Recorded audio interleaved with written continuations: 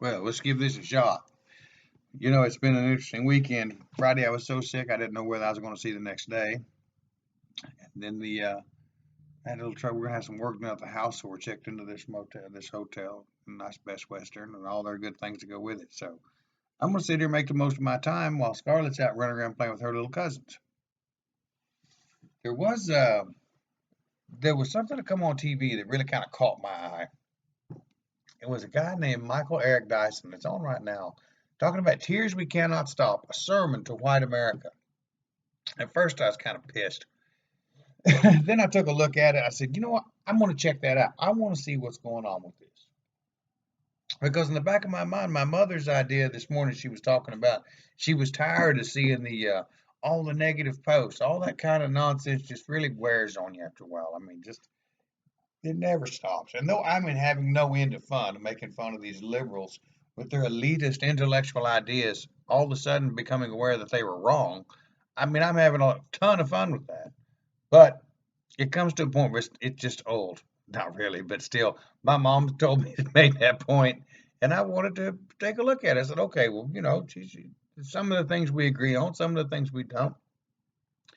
So, in this interview with this man that wrote a book, A Sermon to White America, at the First and Sixth Synagogue in Washington, D.C., by a reporter from the Washington Post, about as liberal as you can get, right? And man, he's got some good points, but I don't need a sermon to tell me that. You know, he's a minister, and you can tell he's a minister because he rubs some funk on it. There's some soul coming out in it, and it's okay. But it just I'll probably read it. I'll probably check it out. I probably will because I'm going to tell you right now. You know what he's doing? Yeah, he played a victim mentality card. He put his spiritual and his idea and his faith into it, and he did it with confidence. And it doesn't matter if he's right, wrong, or indifferent. Do you know how he's going to be successful with that book? Because he does it from the compassion of his heart, and not because it's the latest conspiracy theory or the greatest thing to hate or the thing on Facebook that's going to give you the greatest, acceptability to what is agreeable to be against.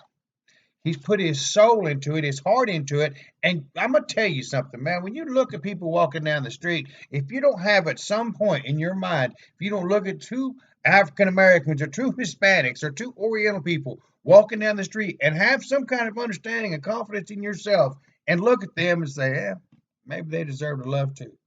Because they suffer broken hearts as well. Now, sometimes they'll blame everybody else, but that doesn't mitigate their pain as anything else. I think we're missing the boat, is what I'm trying to say. Because when you look at someone and you see that pain that they're in, and you don't have the compassion to, at the very least, leave them alone, you're missing the point, and your message is only going to go so far. Doesn't matter who you are, doesn't matter how powerful, how right, how intelligently laid out, what kind of focus you've got. It doesn't matter how right you are.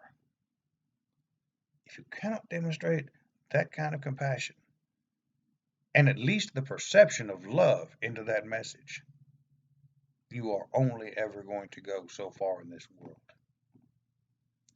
Is the pinnacle of that success without compassion and love worth having? Do you want 50,000 followers or do you want 50 million people to pay attention to what you have to say? Which one is it? Is the message that you're talking about so valuable and important to the human experience that it might literally change the content and direction of history itself? People want to say Hitler did it because he hated the Jew. Hitler did it because he loved his country. And that's what his countrymen bought. Andrew Jackson did his thing because he loved his country and wanted to see it grow and wanted to protect its borders. The Native American will tell you something much different. These are the kind of, it's all about perceptions. You know, when I was in Korea, I'll never forget going through basic training and they laid it out. Look, you're shooting at man-sized targets. We are desensitizing you to killing people. You need to figure that out right now. And then drop and give me some push-ups because we're going to teach you how to kill people. The targets are shaped like a man. The targets are the same size as a man. If you can hit that thing at 300 meters, you can kill a man at 300 meters. Now let's go shoot some. And I remember laying in the DMZ, and I hated that place. God dang. We would troll through that thing in the day, and we'd check out all our points, and we'd go back through there at night. We'd get out there, and we'd lay in the weeds.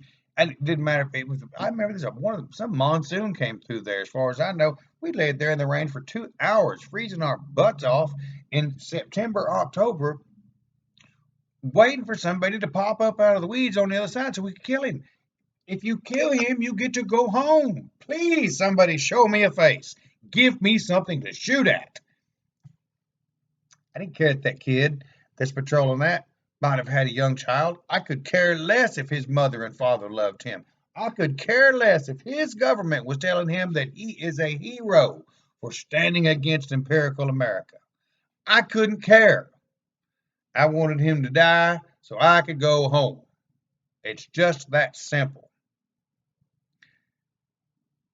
Here's the drill, though. As you get older, if that kind of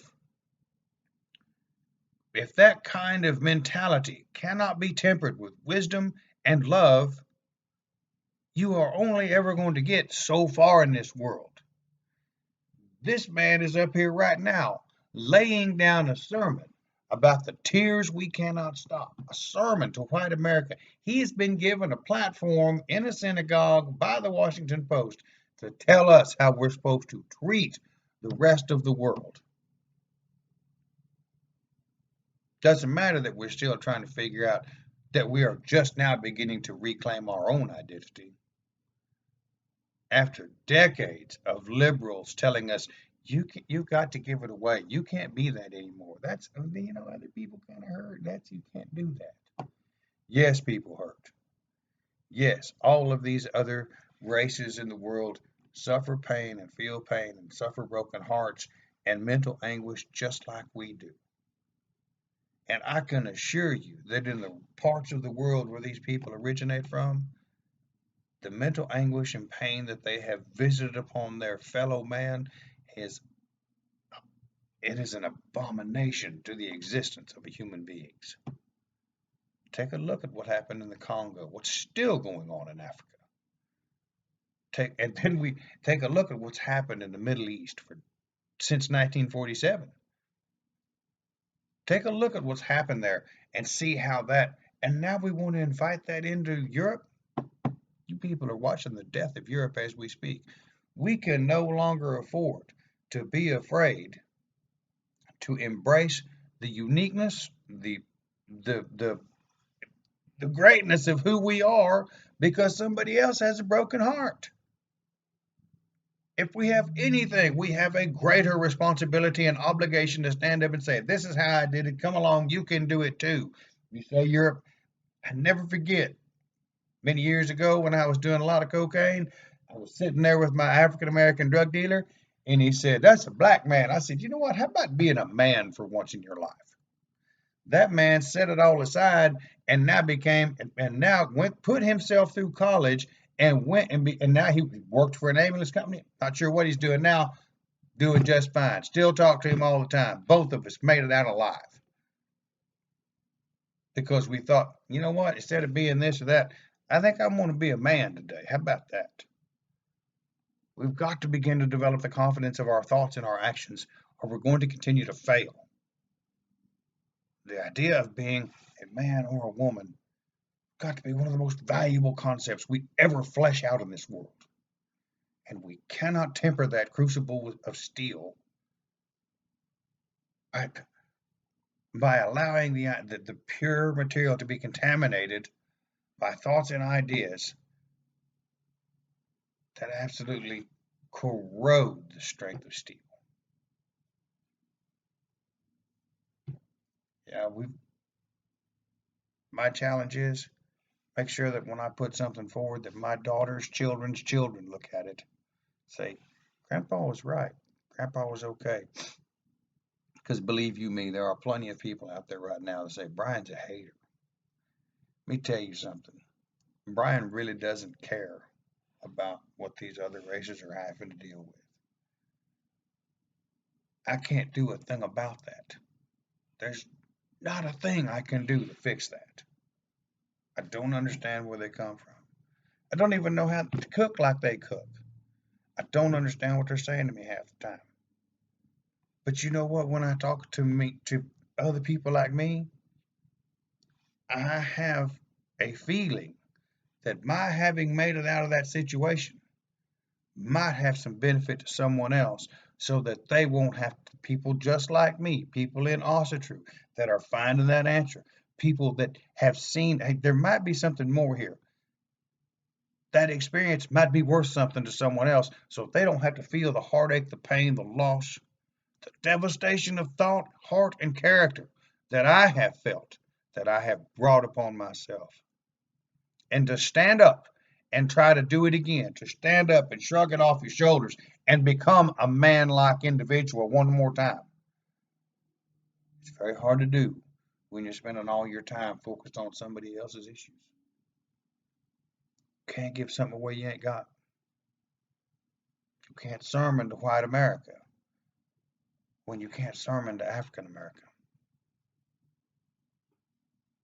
It's about having your ducks in a row. He makes good points. The guy's really good. I mean, he could put it on fire. If I could preach like that, I'd be a multi-millionaire. Probably will be anyway. But still. Because I know the people that look at this video and one of them's going to laugh really hard. We've got to figure out if the message that we carry has that mental, has that piece of heart into it that takes us well beyond the ideas of conspiracies or hatred of institutions, organizations, or peoples.